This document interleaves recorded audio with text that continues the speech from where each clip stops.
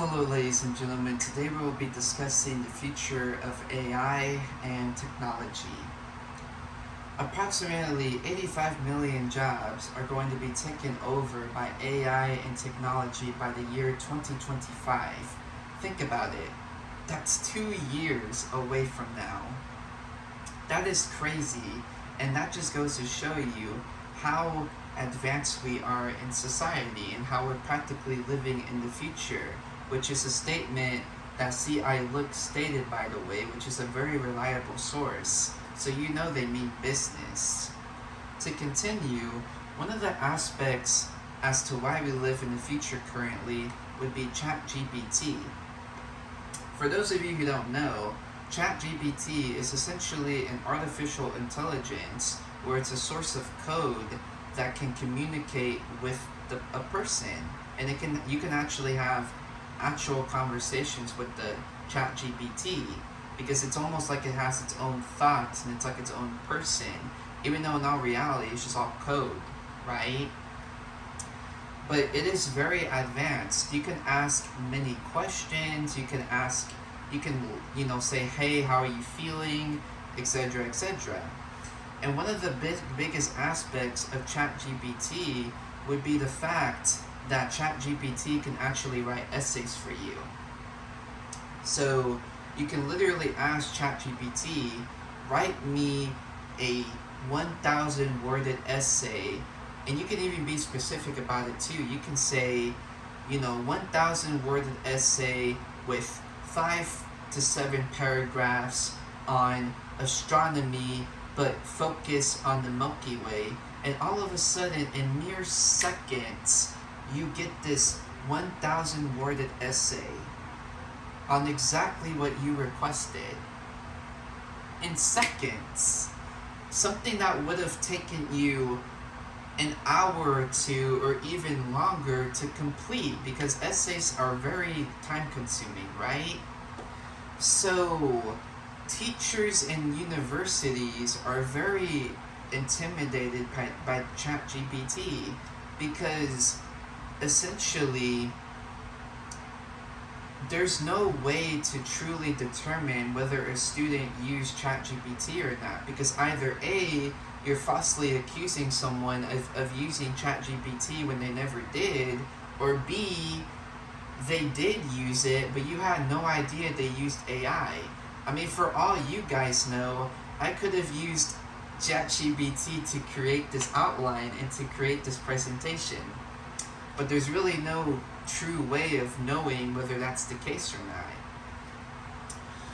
Moving forward with the third slide, who is that person? Spoiler alert, it's not Tom Cruise. It's actually a deep fake that a person is using to look like Tom Cruise, right?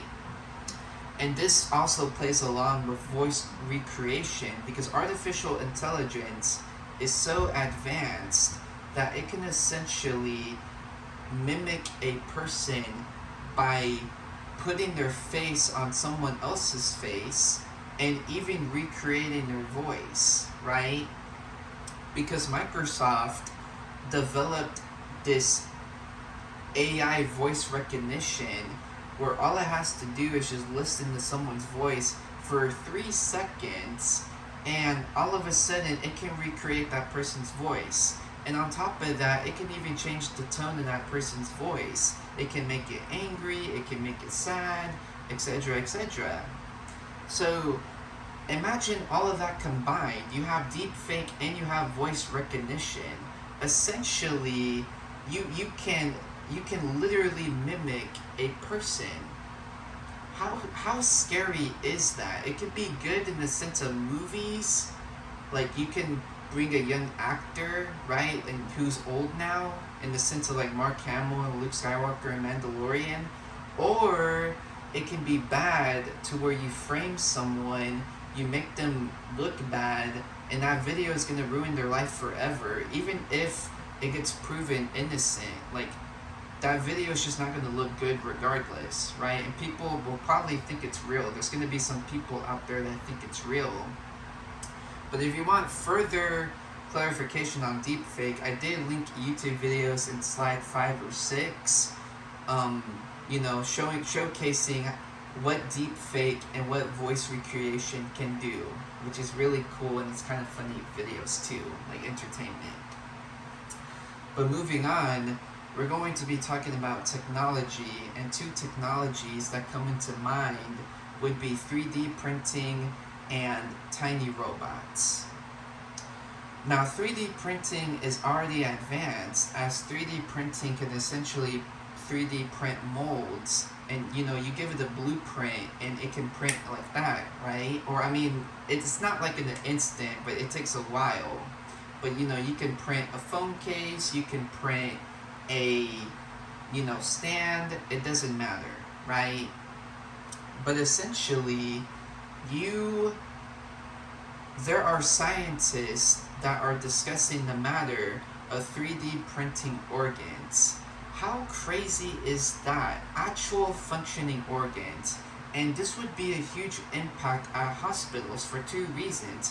One, if we could 3D print organs, that would basically mean that no one has to donate organs anymore. Everyone can live their lives and not have to donate an organ.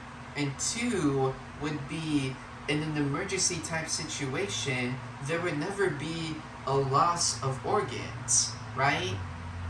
Because imagine you get in an emergency car crash, you need emergency surgery, but you don't have the right organ. No one has donated the organ you needed, or it's not at their dispense. So then, you die tragically, right? But instead, if you had the option to 3D print an organ, or 3D printing was a thing, then either A, the hospital will 3D print your organ, or B, they already have it 3D printed, and they just give it to you. That is a game changer, right? And moving on with the tiny robots, it just even goes on to further clarify what I'm saying, because in the last slides, it looks like that tiny robot is on like a table, but in all reality, it's on a penny. A little bitty penny. And look at all that surface area that tiny robot has on that little penny. That is crazy. Fully remote controlled, by the way, which the scientists at Northwestern University developed. And imagine where that can go in the future. Imagine military and the use of tiny robots for the enemy. Or what about in the medical sense, right? That would be awesome. But ladies and gentlemen, that is all I have for you all today. It is a little over the time limit, but that's okay. I'm enthusiastic about this, if you couldn't tell. And that was just a couple of the things I talked about. I didn't even mention self-driving cars, electric cars, AI generated art. I mean, there is so much more than meets the eye that we are living in the future. And that is all, ladies and gentlemen. Thank you so much. Take care.